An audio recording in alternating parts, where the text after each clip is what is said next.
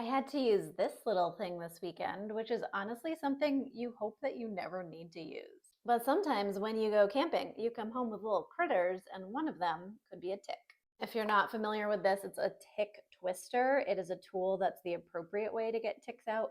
I know a lot about ticks because I grew up in Maine, and lots of family members and friends have been deeply impacted by Lyme disease and other tick-borne illnesses. It is no joke when we find a tick, and we found one about 6 days after our camping trip on my husband. So I immediately went into research mode. So I'm going to share some of the specific websites and resources that we utilized in case you come across this. So the first thing is you actually do want to have this tool with you because you don't want to just pull a tick out. It can leave the mouth parts.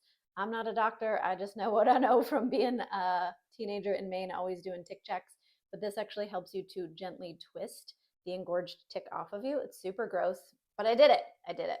The next thing is you want to know what type of tick because some ticks are more likely to be carrying pathogens. Of course, you're not going to know unless you actually test the tick, which I'll tell you about in 1 second. But I found this website. I'm going to put a little screenshot so you can find it.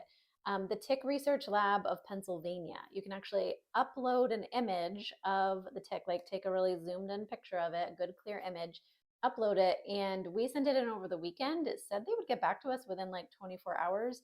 So I'm assuming we'll hear back pretty soon to see if they can tell exactly what kind of tick it is. And then the last thing that we did is we got Tick Check.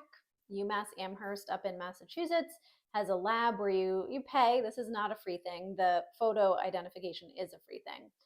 But Tick Check, and there's other services as well where you can actually mail the tick in to get tested for varying amounts of pathogens. You can pay for a simple or a more like extensive panel because if it's been on you, especially if it's been on you for a while, a couple days, 2, 3, 4, 5, 6 days, the likelihood that something could have transferred to you is higher. And so we did send that off and we should hear in the next week. I'm going to make a separate video because the last thing that we did is we actually got my husband onto an urgent care telehealth call like within an hour of us finding out that there was this tick and removing it just to get feedback and also some preventative antibiotics. And then, of course, if he has other symptoms or if we find out that there's other pathogens identified from the testing, we'll revisit his care.